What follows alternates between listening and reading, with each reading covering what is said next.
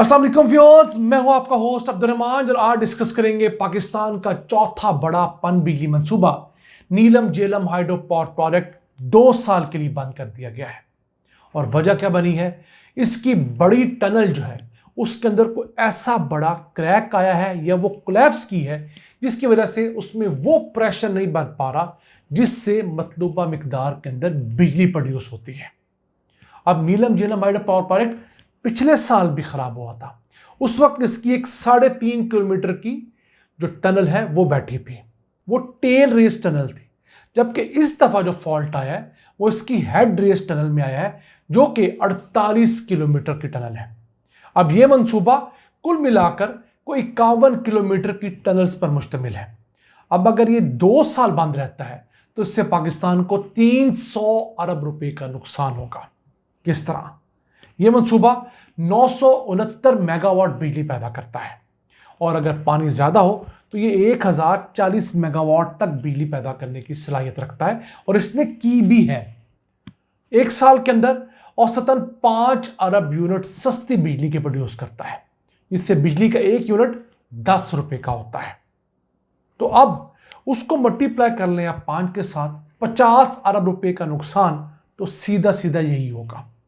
अब इस 5 अरब यूनिट्स के बदले अगर हम किसी महंगे जरिए से यानी इंपोर्टेड कोयले से या इंपोर्टेड गैस से बिजली बनाएंगे तो उस पर हमारा खर्चा कम से कम 100 अरब रुपया होगा। तो 50 अरब यहां से नुकसान, 100 अरब रुपया हुआ नुकसान, एक साल का नुकसान 150 अरब रुपया हो गया। और 2 साल का नुकसान कितना हुआ? 300 अरब रुपए। ये कुछ थोड़ा नुकसान नहीं है पाकिस्तानी मईशत के लिए।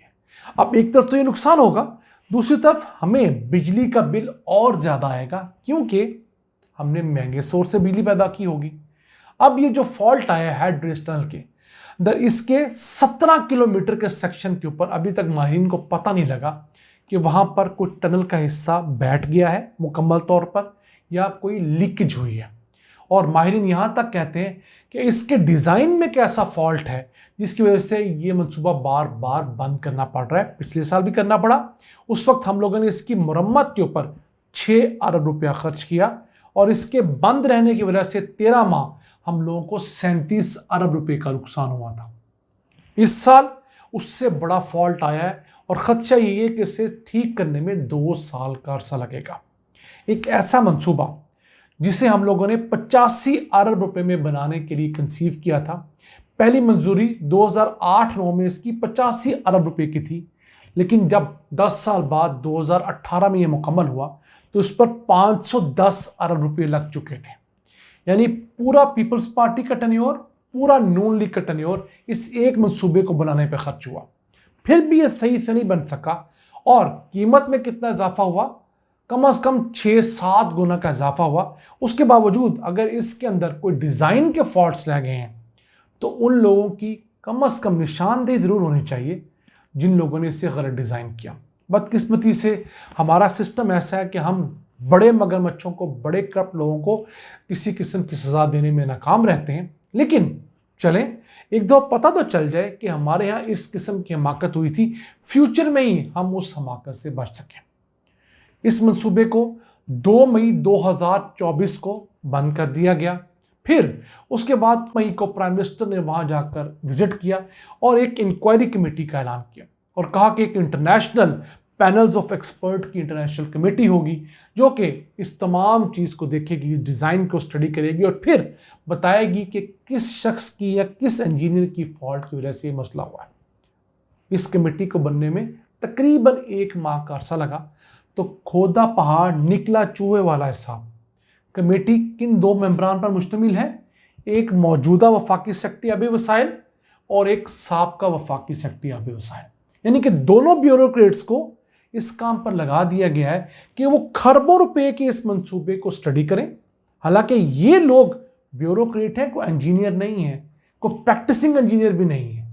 उन्हें इस काम पर लगाया गया कि वो पता करके बताएं कि इसमें फॉल्ट क्या है। तो प्राइम मिनिस्टर साहब मुझे खुद इस मामले के अंदर इंटरेस्टेड नहीं लगते। जिस तरह गंदम का स्कैंडल उन्होंने दबाया है, गंदम इंपोर्ट का स्कैंडल 500 अरब रुपए से ज्यादा का बताया जाता है, उसे दाखिल दफ्तर किया। क्यों? उसमें उस वक्त के निगरान वजीर आजम और निगरान वजीर आला का नाम आ रहा था और इसहाक डार भी कहीं ना कहीं इन्वॉल्व थे। तो उन्हें सेव करने के लिए उस मामले को दबाया गया।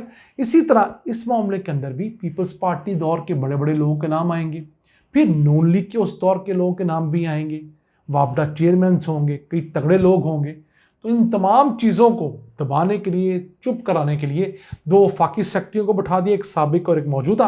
अब उन लोगों ने मुख्तलिफ लोगों से इंटरव्यूज़ करने और एक फुसफुसी सी रिपोर्ट दे देंगे आवाम की आंखों में धूल झोंकने के लिए। और फिर हम लोग चीखेंगे कि पाकिस्तान के अंदर बिजली इतनी महंगी क्यों है।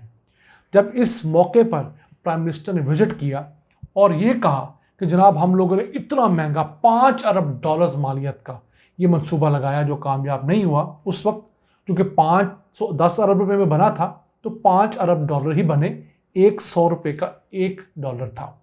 प्राइम मिनिस्टर ने यह कहा कि उन्होंने अपने साबका वज़ारत आला के दौरान पंजाब में एलएनजी पर चलने वाले 4 पावर प्लांट लगाए जो कि 3500 मेगावाट के हैं। वो ये बताना चाह रहे थे कि हम लोगों ने इंतहाई सस्ते एलएनजी बेस्ड पावर प्लांट लगाए। उस वक्त हम लोग $5 अरब इन एलएनजी बेस्ड पावर प्लांट पर मजीद लगाते तो डबल सलाहियत के पावर प्लांट पाकिस्तान में लग सकते थे। यानी कि उनका कहना यह था कि 3.5 की बजाय 7000 मेगावाट के LNG based power plant Punjab में लग सकते थे। लेकिन एक हकीकत उन्होंने भी नहीं बताई। वो हकीकत ये थी कि उनके लगाए हुए वो सस्ते एलएनजी पावर प्लांट भी बंद हैं, क्योंकि उन्हें चलाने के लिए जो फ्यूल दरकार है वो बहुत महंगा है। उन एलएनजी पावर प्लांट को चलाकर हम जो बिजली का 1 यूनिट पैदा करते हैं उसमें जितनी गैस लगती है वो गैस सिर्फ 24 रुपए की है। उसके ऊपर उस प्लांट के ऑपरेशन, मेंटेनेंस और बाकी अखराजात डाल लें तो वो 1 यूनिट 50 रुपए का प्रोड्यूस करते हैं।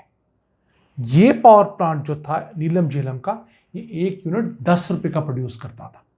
तो अगर उस वक्त इसके डिज़ाइन के फॉल्ट को प्रॉपरली स्टडी किया जाता और गलतियां ना की जाती तो ये मंसूबा उनके उन एलएनजी बेस्ड पावर प्लांट से कहीं बेहतर मंसूबा है। इस मंसूबे ने 2018 में मुकम्मल होने से लेकर अब तक 19 अरब 83 करोड़ यूनिट सस्ती बिजली बनाई है।